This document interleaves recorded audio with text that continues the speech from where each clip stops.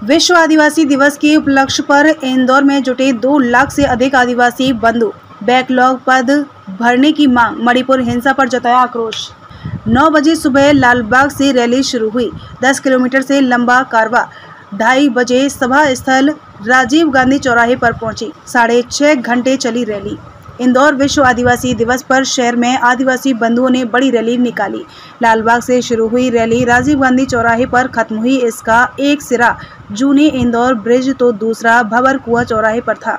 आयोजकों ने दावा किया कि हजारों लाखों आदिवासी बंधु इसमें शामिल हुए। इसके बाद हुई सभा में 1 लाख से अधिक बैकलॉग पदों पर जल्द भर्ती किए जाने की मांग उठी।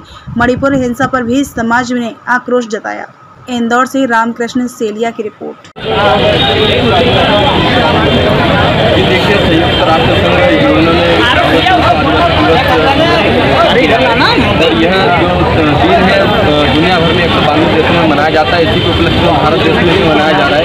आज हम लोग इंदौर की पावन धरा पर खड़े हैं, टंटेविल चौराहे पर खड़े हैं और आज यहाँ पर लाखों की संख्या में आदिवासी लोग एकता का संदेश देते हुए अपनी वेशभूषा में, अपने कल्चर में, हम लोग वेशभूषा और कल्चर में इसलिए आए हैं क्योंकि ये जो दिन होता है आदिवासियों की संस्कृति को बचाने के लिए, आदिवासियों की बोली को बचाने के लिए, आदिवासियों की वेशभूषा को बचाने के लिए, आदिवासियों के संवैधानिक अधिकार को बचाने के लिए, आदिवासियों के कस्टमरी जो लॉ है अनुच्छेद 13 को बचाने के लिए, आदिवासियों को संवैधानिक अधिकार 5 है उसको बचाने के लिए हम लोग आज आवाज़ बुलंद करते हैं। और साथ ही साथ आज का दिन जो हम लोग पिछली बार हम लोग नाचते हुए हम लोग इस दिन को मनाए थे, लेकिन आज आप देख रहे हैं कि मणिपुर में किस प्रकार से आदिवासी जो बहनें थी उनके साथ गलत व्यवहार किया गया, नंगा करके उनको घुमाया गया। तो हम लोग विरोध स्वरूप 20 दिन को दर्शा रहे, लेकिन विरोध स्वरूप हम लोग हमारे कल्चर को दिखाते हुए करेंगे।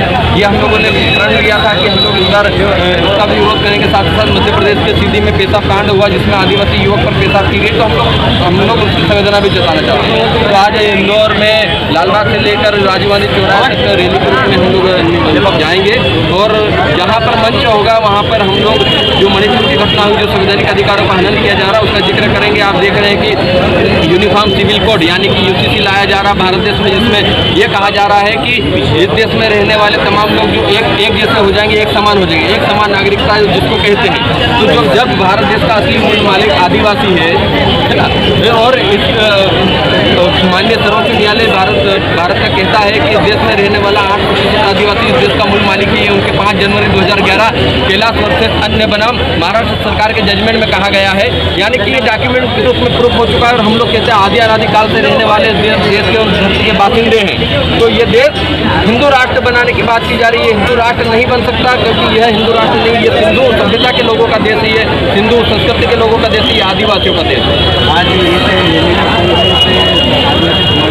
इसमें सभी आदिवासी समाज के लोग इकट्ठे हुए हैं। यहाँ पर जो जयस के भी हैं, आकाश के हैं, अजाक्स के जो संगठन है, सर्व आदिवासी समाज के तत्वाधान में ये आयोजन किया जा रहा है। यहाँ पे बिल बिलाला, बारेला, गोंड, कोरको, उराव जो भी है, जो आदिवासी है, जो ट्राइबल है, जो संविधान के अनुसार एसटी में आते हैं, तमाम लोग आज रैली के रूप में उपस्थित हुए हैं और सब अपनी सांस्कृतिक विविधता में आए हैं। आज उसका उद्देश्य ये देखिए, हमारा उद्देश्य, मेन उद्देश्य हमारा ये है कि संविधान की रक्षा करना है, हमारे संवैधानिक अधिकारों को बचाना है। जैसे कि मैंने पहले ही कहा, और यूसीसी के माध्यम से आदिवासियों का स्टेटस, आदिवासियों की पहचान खत्म करने की जो साजिश हो रही है, साजिश के खिलाफ हम लोग आवाज़ को बुलंद करेंगे। हम लोग जो हमारा 5वीं अनुसूची का अधिकार है, जिसमें यह कहा गया था कि अनुसूचित क्षेत्र जहाँ पर 5वीं अनुसूची लागू होगी वहाँ पर 100% प्रतिनिधित्व आदिवासियों का होगा। वहाँ से कलेक्टर से लेकर चपरासी तक जो है वो आदिवासी होंगे, लेकिन ये ऐसा नहीं हो रहा। हम उसकी मांग करें, उसको अमल में लाया जाए।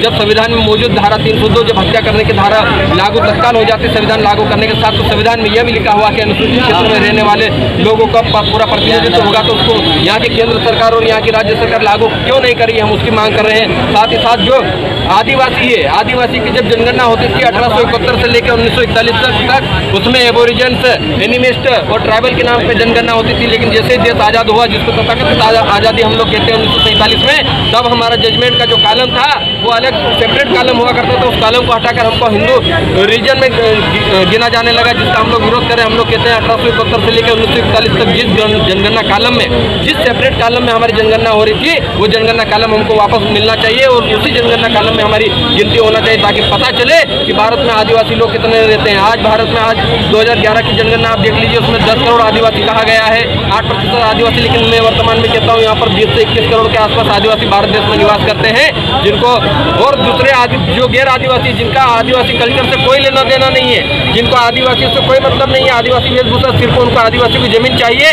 वैसे लोग जो गैर आदिवासी लोग आदिवासी का सर्टिफिकेट बना के रह रहे हैं, इनकी भी जाँच होना चाहिए। और अभी मध्य प्रदेश के मुख्यमंत्री ने हाल ही में कहा भोपाल में कि कीर समाज जो होता है उसको आदिवासी का स्टेटस देने के लिए वो प्रपोजल भेजेंगे। क्यों भैया, जब वो कीर समाज क्या व्यवसाय के आधार पर आदिवासियों को आदिवासी नहीं बनाया जाता है, आदिवासी बनने के लिए आदिवासी माँ की कोख से पैदा होना पड़ता है, ये मैं माननीय मुख्यमंत्री जी को बता देना चाहता हूँ। तो कीर समाज आदिवासी नहीं है, उसकी संस्कृति आदिवासी नहीं है, तो आदिवासी के स्टेटस को नहीं मिलना चाहिए। आप मणिपुर में इसी के नाम पर दंगा करवाए, लेकिन हम मध्य प्रदेश में ऐसा नहीं होने देंगे, ये हम लोग कहना चाहते हैं।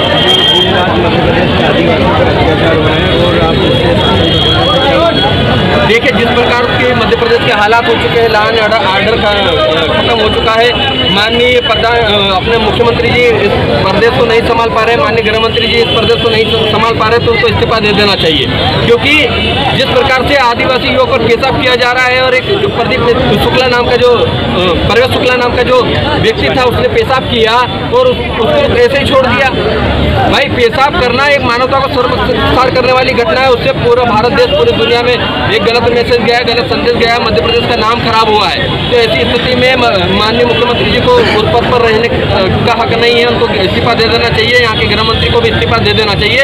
और आए दिन जो आदिवासी पर अत्याचार हो रहे हैं, हम लोग जल जंगल जमीन की बात करते हैं, हम लोग कहते हैं कि जल जंगल जमीन को बचाएंगे और जल जंगल जमीन की बात करेंगे, उसी को खत्म करने के लिए आप देख रहे हैं बुरहानपुर के नेपा नगर में, वहाँ पर हजारों घर जेसीबी से तोड़ दिए गए। आपको मैं वहाँ की घटना बताता हूँ। एक 2 महीने की बच्ची थी, एक घर में सो रही थी, उस बच्ची को भी वहाँ से निकाला नहीं गया, उसको भी जेसीबी से उस घर को तोड़ दिया गया, वो बच्ची वहाँ पर दब के मर गई। ऐसी स्थिति जब भारत मध्य प्रदेश में हो रही है, तो ऐसे लोगों को, ऐसी सरकार को इस प्रदेश में अरे रुको, बोलो मीडिया। अरे भाई, चाहते हैं कि हम लोग आने वाले समय में, अब ये भारत देश का जो मध्य प्रदेश का युवा है जाग चुका है, ये JS का युवा जाग चुका है। अब वो जानता है कि किसको कुर्सी पे बिठाना, किसको कुर्सी पे नहीं बिठाना। तो कांग्रेस और भाजपा दोनों ने ही हमारे समाज का भला नहीं किया है 75 सालों में। भाई, इसलिए हम लोग हमारा विकल्प दे रहे हैं, और हम लोग हमारे विकल्प के साथ हमारे लोगों को चुनकर लोकसभा विधानसभा में भेजेंगे। जनजाति शब्द की जगह आदिवासी शब्द की मांग करेंगे। बिल्कुल, संविधान में हम लोग तो कह रहे हैं कि जिसको अनुसूचित जनजाति कहा जा रहा है उसको आदिवासी, संविधान में आदिवासी लिखा जाए, और जो हमारा कॉलम था, सेपरेट कॉलम, उस कॉलम का वापस निर्माण किया जाए, उस कॉलम में हमारे जनगणना हो। जैसे ही हमारे उस कॉलम में जनगणना हो तो होगी ऑटोमेटिक हमारा आदिवासी शब्द आ जाएगा। और आदिवासी शब्द अपने आप में बहुत व्यापक शब्द है। आदिवासी शब्द का जब हम प्रोनाउंसिएशन करते हैं, व्याकरण करते हैं, उसको करते हैं, तो उसका मतलब निकल के आता है आदि अनादिकाल से इस धरती पर रहने वाला पहला बासिंदा अगर कोई है तो वो आदिवासी है। इंजीनियर लोकेश मुजल्ला, जयस राष्ट्रीय अध्यक्ष। कौन चालू है?